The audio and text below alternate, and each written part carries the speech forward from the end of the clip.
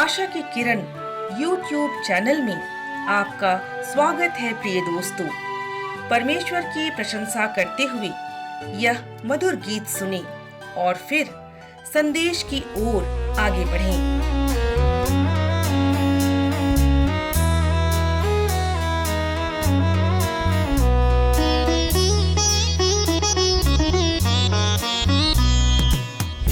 प्रभु तेरी स्तुति गाऊंगा, तुझको मैं सदा धन्य कहूँगा, क्योंकि तूने बरसाई है हम पर कृपा और दयालुता। हे प्रभु तेरी स्तुति गाऊंगा, तुझको मैं सदा धन्य कहूँगा।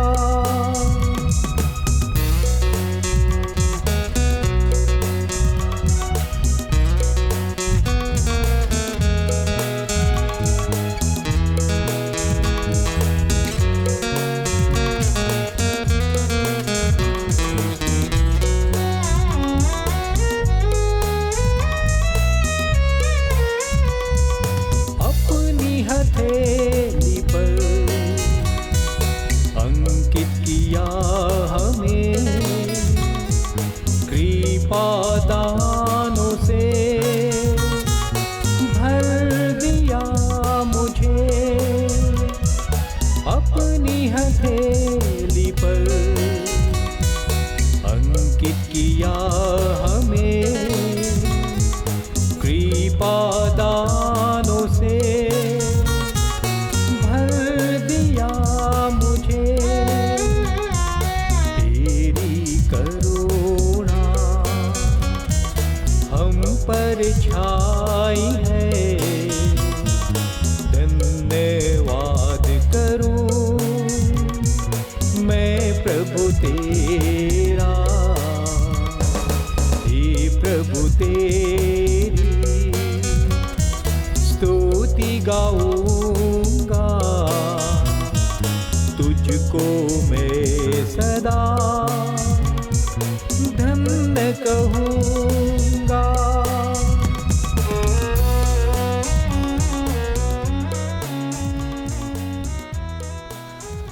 नमस्कार प्रिय दोस्तों, आप सभी को परमेश्वर का प्रेम और अनुग्रह बहुत आयत से मिलता रहे। आशा करती हूँ आप सब कुशल मंगल हैं और आपकी कुशलता के लिए मैं परमेश्वर पिता को धन्यवाद देना चाहती हूँ। दोस्तों, आज मैं आपको एक बहुत ही महत्वपूर्ण जानकारी देना चाहती हूँ। जी हाँ, जैसा कि आप हमारा व्हाट्सएप कार्यक्रम आशा की किरण निरंतर सुनते रहे हैं और उसकी प्रतिक्रिया मुझसे साझा करते रहे हैं। जी हाँ दोस्तों, और साथ ही साथ मेरे प्रिय मित्रों, आज मैं आपको बताना चाहती हूँ कि अब तक आपने आशा के किरण कार्यक्रम को सिर्फ ऑडियो के माध्यम से सुना, लेकिन अब आप इसे ऑडियो के साथ ही वीडियो के रूप में सुनेंगे भी और देखेंगे भी। और सबसे अच्छी बात यह है दोस्तों कि अब हम सब एक दूसरे के साथ आमने सामने रूबरू होंगे। तो शायद मैं समझती हूँ कि ये आपके लिए भी और भी खुशी की बात है। जी हाँ, और साथ ही साथ मैं आशा करती हूँ कि अब आप हमारे व्हाट्सएप रेडियो कार्यक्रम आशा की किरण का स्वरूप बदल करके आशा की किरण YouTube चैनल में आप संभागी होंगे।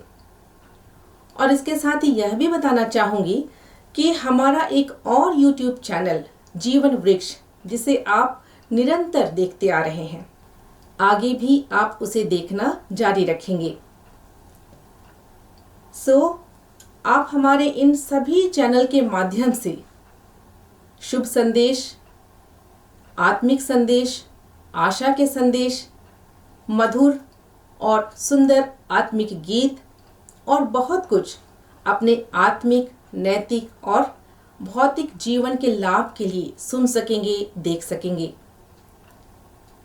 तो दोस्तों, आशा की किरण YouTube चैनल को शुरुआत करने से पहले आइए हम छोटी सी प्रार्थना करें। हे स्वर्गीय पिता परमेश्वर, हम आपको धन्यवाद देते हैं कि आपने हमें एक बहुत ही सुंदर माध्यम प्रदान किया है कि हम आपके वचनों को YouTube चैनल्स के माध्यम से दुनिया के छोर तक पहुंचाने में आगे बढ़ रहे हैं।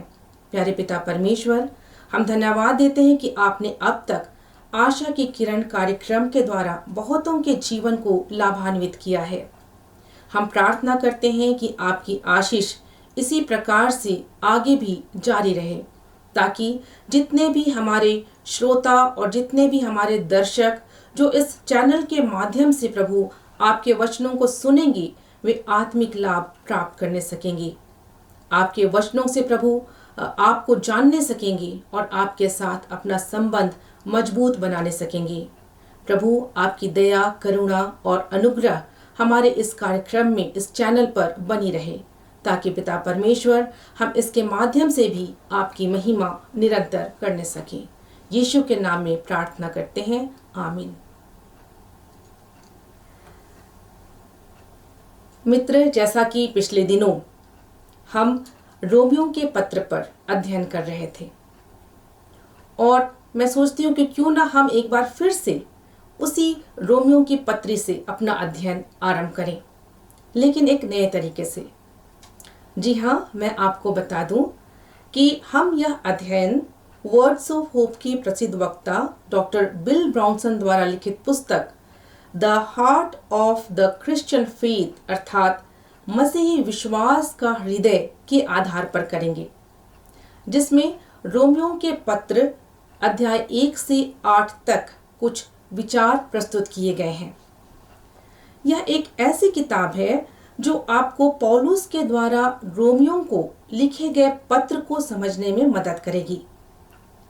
जो भी कि इस पत्र पर बहुत सारी किताबें लिखी गई हैं, सैकड़ों टिप्पणियां हैं, उपदेश हैं, तो सवाल उठता है कि एक और पुस्तक क्यों? आखिर इस किताब में खास क्या है? मैं आपको बताना चाहूंगी दोस्तों कि इसमें ऐसी 3 महत्वपूर्ण बातें हैं जो इस किताब को खास और पढ़ने लायक बनाती हैं। सबसे पहली बात यह है कि यह पुस्तक लेखक के रोमियो के पत्र के साथ लंबे समय तक जुड़ने का परिणाम है। बिल ब्राउनसन ने हाई स्कूल में रहते हुए ही रोमियो की पुस्तक का अध्ययन और इसे याद करना शुरू कर दिया था। संक्षेप में यदि कहूँ तो उन्होंने अपने जीवन के 85 वर्षों में अधिकांश समय रोमियो को लिखे गए पौलुस के पत्र के साथ जिया है। जब हम और आप इस पुस्तक के आधार पर अध्ययन को जारी करेंगे तो हम उनके आजीवन जुड़ाव को पढ़ेंगे जो रोमियो की पत्री के साथ उनका था। दूसरी बात यह है कि यह पुस्तक रोमियो अध्याय 1 से 8 के पाठ को बहुत ही सावधानी और सटीकता के साथ प्रस्तुत करती है। यह एक ऐसी किताब है जो जीवन भर के अध्ययन से निकलती है।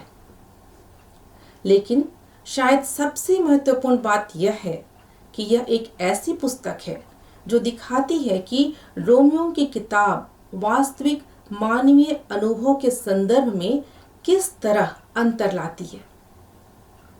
लेखक बार बार अपने जीवन की कहानियों को साझा करते हैं कि रोमियो के पत्र ने उसे और उसके आसपास के लोगों को कैसे बदला है और रोमियो की किताब में वर्णित परमेश्वर की उपस्थिति और कार्य ने उसके जीवन में और उसके आसपास के लोगों के जीवन में मूर्त और ठोस रूप से खुद को प्रकट किया है। इस अर्थ में हम कह सकते हैं कि यह व्यावहारिक व्याख्या की एक किताब है जो रोमियो की किताब द्वारा हमारे जीवन के विशिष्ट आकार और चरित्र को प्रकाशित करने और सूचित करने के ठोस तरीके की खोज करती है। तीसरी महत्वपूर्ण बात यह है मित्र कि रोमियो की पुस्तक स्वयं मुख्य रूप से पौलुस, उसके मिशन, उसके व्यक्तित्व, उसके श्रम या उसकी आशाओं और सपनों के बारे में नहीं है, बल्कि यह परमेश्वर के बारे में है। परमेश्वर की धार्मिकता और विश्वास योग्यता और मसीह में परमेश्वर ने हमारे लिए जो अद्भुत कार्य किए हैं उसके बारे में है। और यह पुस्तक मुख्य रूप से लेखक बिल के श्रम या जीवन के बारे में भी नहीं है, बल्कि उस परमेश्वर के बारे में है जो रोमियो के पन्नों में हमारे सामने प्रकट होता है। लेखक बिल ब्राउनसन रोमियो की पत्री को इस महान परमेश्वर के लिए एक वसीयतनामा और गवाह के रूप में पढ़ते हैं। पुस्तक स्तुति गान से लेकर अनुभव और विश्लेषण तक आगे पीछे चलती है और सुसमाचार के चमत्कार और उसके लेखक अर्थात परमेश्वर को कभी नहीं भूलती। इसलिए इस पुस्तक को सबसे पहले किसी मानव जीवन की खोज के रूप में हम नहीं पढ़ेंगे, जो भी कि यह इसके बारे में भी जानकारी देती है, या किसी विशेष प्राचीन बाइबल लेखक के विचार की खोज के रूप में भी हम इसे ना पढ़ें, जो भी कि यह वो भी हमें प्रदान करती है। परंतु इसके बजाय यह पुस्तक जिसके आधार पर हम रोमियो के पत्र का अध्ययन करेंगे, यह हमें फिर से बार बार पढ़ने के लिए आमंत्रित करती है, ताकि आपके दिल और जीवन में यीशु मसीह आए और परमेश्वर की स्तुति और धन्यवाद की भावना आपके हृदय में जागृत हो। अगर यह ऐसा करती है या ऐसा कर सकती है, जिसके आधार पर हम अध्ययन करेंगे, तो यह लेखक के लिखने के गहरे उद्देश्य को पूरा करेगी। और मेरा यह प्रयास होगा मित्र कि मैं इस पुस्तक के आधार पर रोमियो के पत्र का अध्ययन आपके साथ करूंगी और इसके माध्यम से हम परमेश्वर की इच्छा और योजना को और भी अधिक और सरल तरीके से जानने का प्रयास करेंगे और उसके आधार पर जीवन जीने का प्रयास करेंगे, मसीही जीवन जीने का प्रयास करेंगे। तो मेरे प्रिय दोस्तों, यह एक छोटा सा परिचय था जिसके आगे हम अपना अध्ययन जारी करेंगे। मैं आशा करती हूँ कि इस अध्ययन से निश्चय आपको पौलुस द्वारा रोमियो को लिखे गए पत्र को समझने में सहायता मिलेगी। इसी आशा के साथ पुनः आपसे मिलने की कामना करती हूँ। तब तक के लिए मुझे आज्ञा दें। परमेश्वर की आशीष आप पर बनी रहे। आमीन।